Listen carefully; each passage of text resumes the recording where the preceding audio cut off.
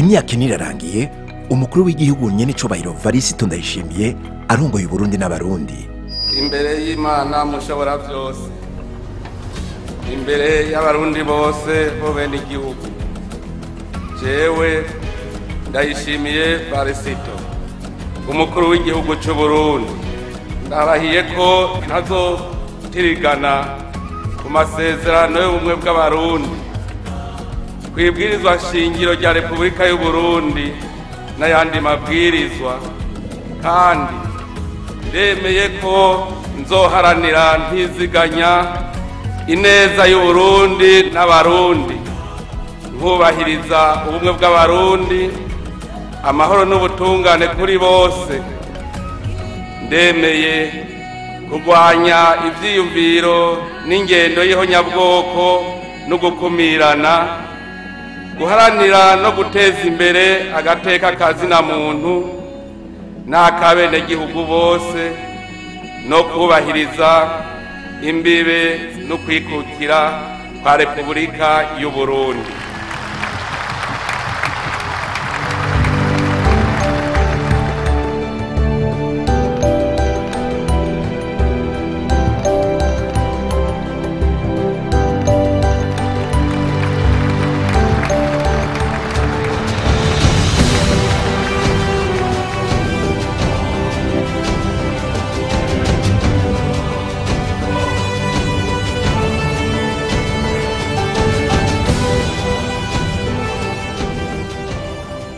Uburundi burongowe na nyene icubahiro Varisito Ndayishimiye bwarihaye intumbero irashe yo gutera imbere ishingiye ku butunzi kama bufise.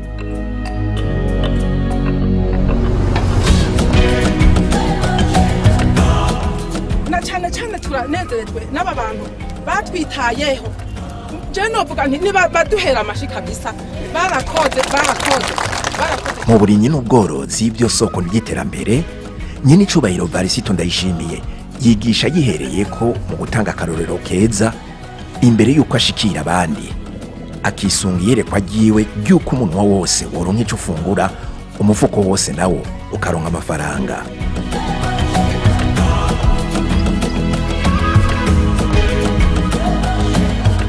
Ihinguriro ridahomba, ihinguriro riteza imbere igihugu n'abantu, ni ihinguriro ry'ibifungurwa.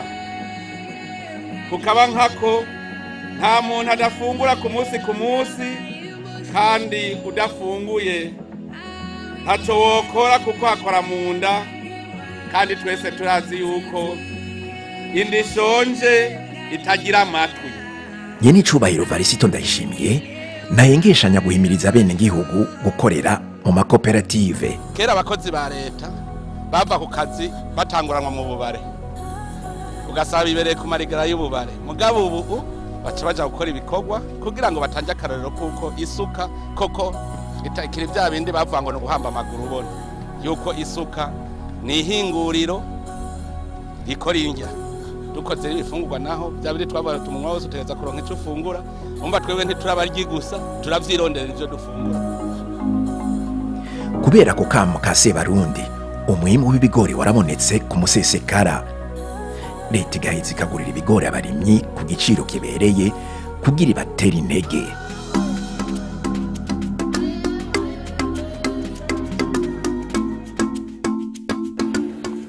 Eka no mu bworozi umwimbu warongerekanye, Sebarundi akaba adahengeshanya guhimiriza abarundi korora ibikoko bito bito kugira imiryango yose ironka ico yikorako, mbere umusesekara banawushore hanze.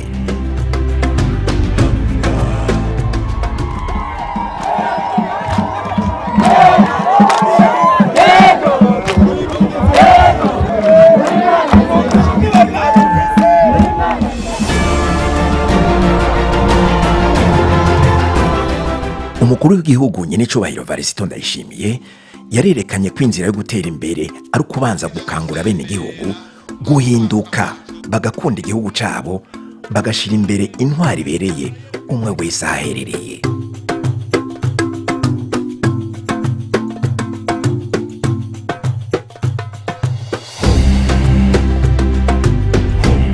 naco gituma yama yaganiriye n'imijwi yose mbere inafise ivyiyumviro bitandukanye ahereye ku ndongozi n'abajejwe igisata c'ubutungane kugira umwe wese yirimbure mu gisata asanzwe ahurikiyemwo.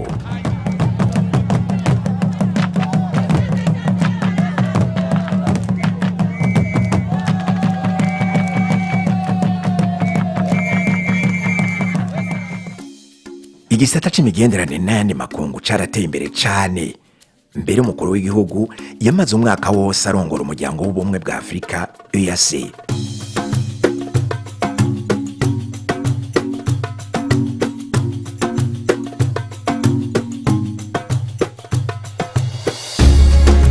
Ayo mabanga atoroshe yagaragariye mu bikorwa bitari bike bihambaye yaranguye ku neza y'akarere, tutibagiye uruhara yagize mu kugarukana amahoro n'umutekano mu buseruko bwa Repubulika Iharanira Demokarasi ya Kongo.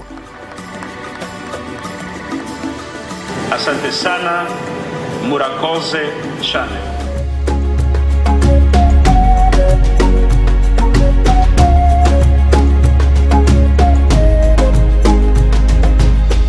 Nyini cubahiro Varisito Ndayishimiye yaranatowe kandi nk'imboneza mu mugambi bise urwaruka amahoro n'umutekano ku mugabane wa Afrika, aranagenwa kuba icegera ca gatatu c'umukuru w'ubumwe bwa Afrika ajejwe akarere ka Afrika yo hagati.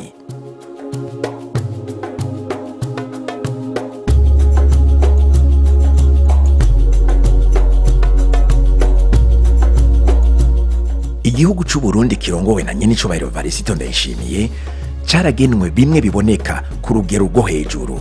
Umukuru w'igihugu aranakira kandi abaserukira ibihugu n'inzego mpuzamakungu bitandukanye.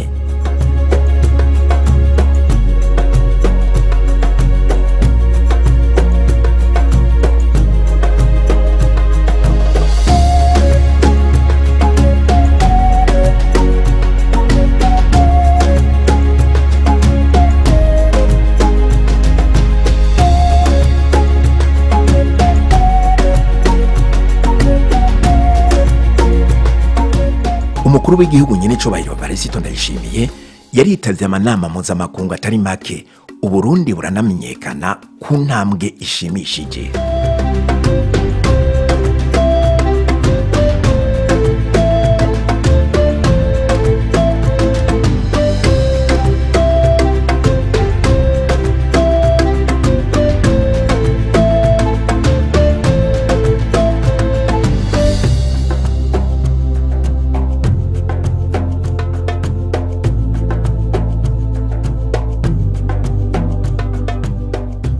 Umukuru w'igihugu nyene cubahiro Varisito Ndayishimiye yaratowe kuba icegera c'urongoye ibihugu bihurikiye mw'ishirahamwe Komeza.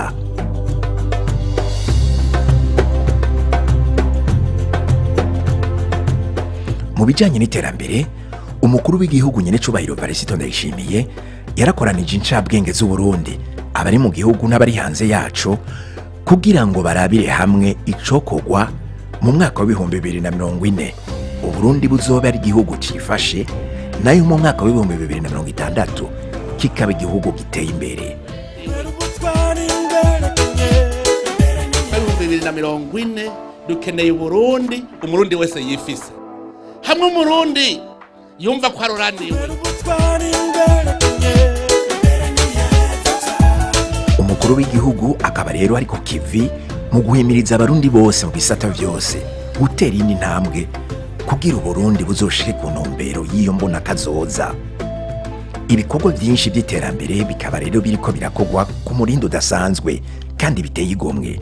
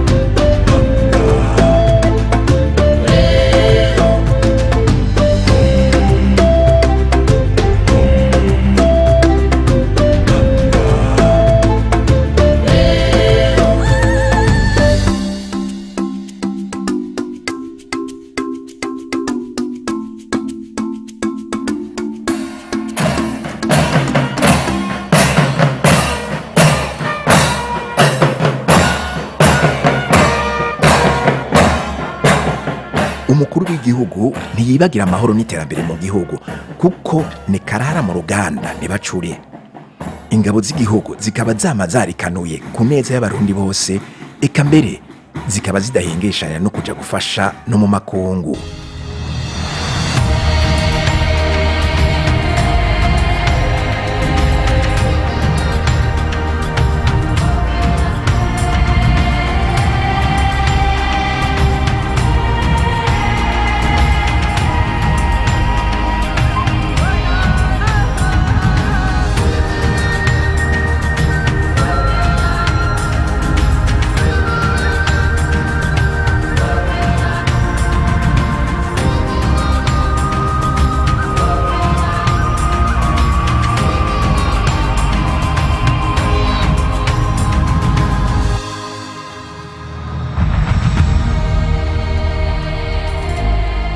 Eka n'igisata c'ingenzi nticasizwe inyuma. Sebarundi yarihaye intumbero yo guha agaciro ibibanza vy'iratiro vy'u Burundi.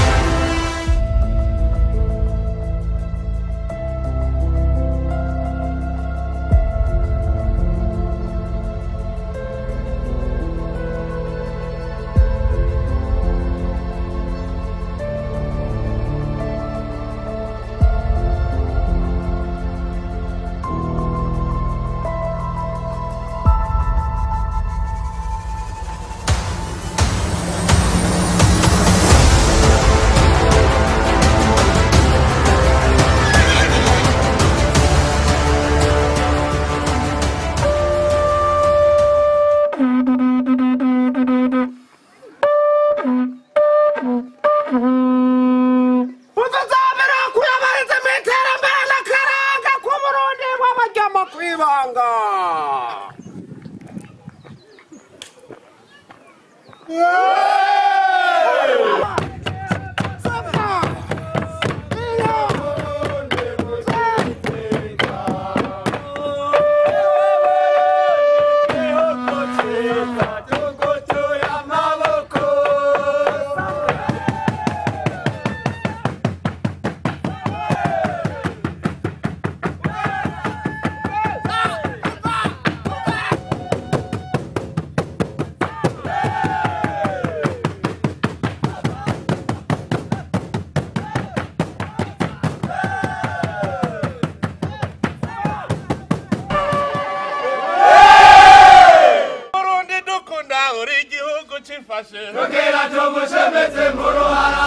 twifurije nyine icubahiro umukuru w'igihugu gushika kuco yiyemeje ku neza y'u Burundi n'abarundi.